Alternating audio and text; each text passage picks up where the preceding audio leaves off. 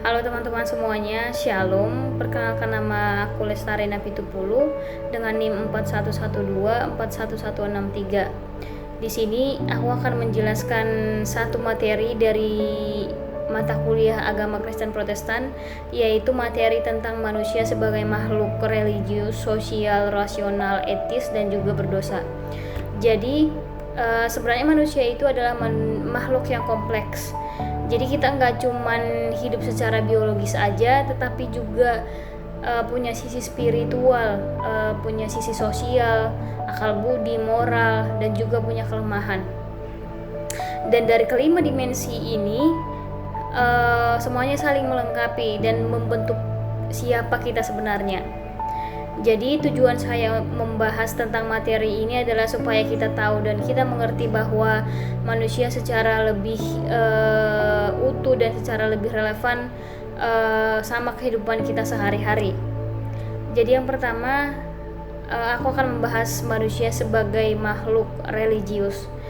Sejak dulu manusia itu selalu mencari tentang makna hidup dan juga percaya pada sesuatu yang lebih tinggi. Jadi dalam teologi itu manusia dianggap sebagai makhluk yang diciptakan menurut dan serupa dengan gambar Allah. Jadi artinya kayak kita punya kemampuan buat berhubungan atau menjalin relasi yang spesial dengan Tuhan. Kalau di dalam agama kita biasanya kita menyebut Tuhan kita itu dengan sebutan Bapa. Jadi meskipun zamannya kita itu udah sangat-sangat modern dengan banyaknya kemampuan teknologi, kecanggihan teknologi zaman sekarang, tapi kita itu tetap butuh yang namanya spiritual kepada Tuhan kita. Jadi di zaman sekarang ataupun zaman dulu itu banyak orang yang balik ke Tuhan ketika dia merasa mempunyai suatu pergumulan yang berat ataupun suatu masalah yang mungkin dia tidak bisa selesaikan, sehingga dia memutuskan untuk balik lagi ke Tuhan. Dan ini adalah salah satu contoh bahwa sisi religius dari kita itu alami dalam diri kita. Nah, yang kedua, aku akan membahas tentang manusia sebagai makhluk sosial. Jadi sejak lahir itu manusia itu membutuhkan orang lain. Jadi ibarat kata kita itu nggak mampu hidup sendiri, kita nggak bisa berdiri sendiri, kita butuh orang lain. Jadi makanya Aristoteles itu bilang kalau kita itu adalah makhluk sosial. Nah, kehidupan sosial itu terlihat dari relasinya kita, pergaulan kita, hubungan kita di rumah, pergaulan kita dengan teman kita, aktivitas kita di kampus ataupun di tempat kerjaan, itu menentukan relasi atau sosialnya kita. Nah, dari sana juga kita belajar berinteraksi dan juga belajar tentang apa itu solidaritas. Dan di era globalisasi sekarang, teknologi itu memang mendekatkan kita dengan orang lain, tetapi juga bisa membuat kita menjadi orang yang lebih individualis.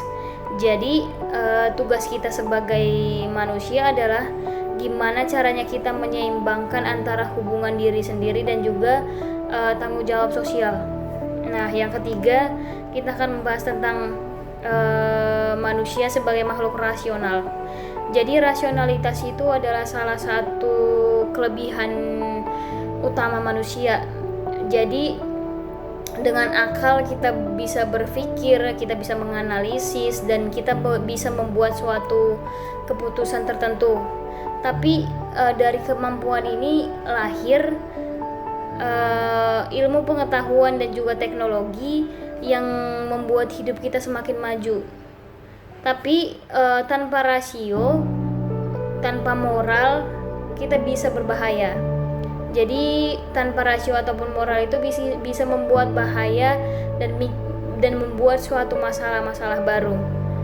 Jadi contohnya itu kayak kerusakan lingkungan atau konflik. Dan dalam filsafat agama itu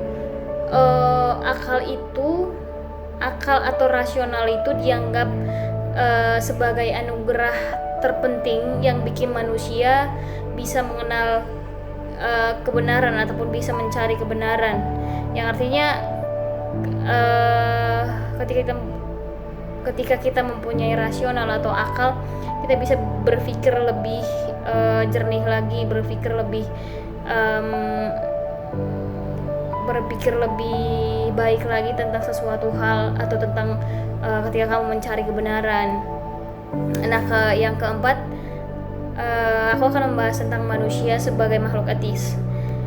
Nah, selain manusia itu bisa berpikir, manusia itu juga bisa menentukan mana yang baik dan mana yang buruk.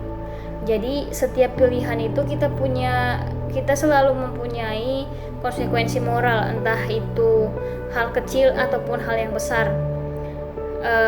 Dan di zaman sekarang banyak nilai yang mulai goyah hanya karena gaya hidup yang hedonis ataupun hanya karena budaya instan. Nah, makanya karena itu penting bagi kita untuk punya nilai etis supaya hidup tetap terarah dan nggak selalu dan nggak akan merugikan orang lain. Nah, yang terakhir, aku akan membahas tentang manusia sebagai makhluk berdosa. Jadi walaupun manusia itu punya akal, punya pemikiran, manusia bisa berpikir, meskipun manusia itu punya moral dan spiritualitas, manusia itu tetap punya kelemahan. Jadi manusia itu juga bisa salah, bisa melakukan hal-hal yang egois, dan juga bisa melanggar nilai yang kita tahu itu benar. Nah, makanya itu kita disebut sebagai makhluk yang berdosa. Dan dosa itu juga punya dampak sosial. Jadi dosa itu nggak cuma dampaknya buat pribadi kita sendiri, tetapi juga dampaknya buat sosial. Misalnya ketika ada orang yang korupsi, ketidakadilan, diskriminasi, ataupun kekerasan, itu merupakan salah satu dampak dosa untuk lingkungan sosial gitu. Nah, semua itu muncul dari manusia yang menyimpang dari kebenaran firman Tuhan. Nah, jadi kesimpulannya adalah dari kelima aspek-aspek ini semuanya itu saling berhubungan, jadi nggak bisa dipisahkan. Dan jadi yang pertama itu, religius itu bisa bikin kita sadar akan Tuhan, bisa menyadarkan kita bahwa Tuhan itu benar-benar ada dan kita patut untuk menyembah Tuhan. Nah, yang kedua, sosial itu mengajarkan kita untuk pentingnya kebersamaan ataupun solidaritas. Dan rasional itu membuat kita agar menjadi orang yang lebih berkembang. Nah, untuk etis itu bisa mengarahkan hidup kita, dan berdosa itu mengingatkan kita bahwa kita bisa dibimbing atau kita butuh bimbingan dan perbaikan. Jadi dengan memahami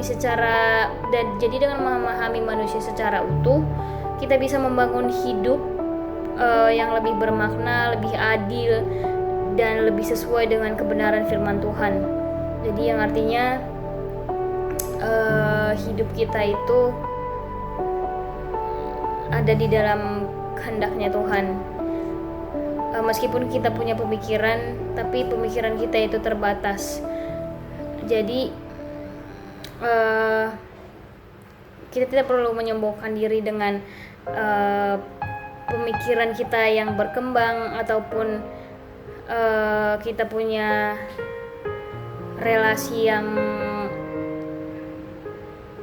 bisa membuat kita semakin berkembang. Tapi kita tetap harus mengingat bahwa semua itu ada karena Tuhan Yesus gitu. Sekian materi dari saya. Terima kasih.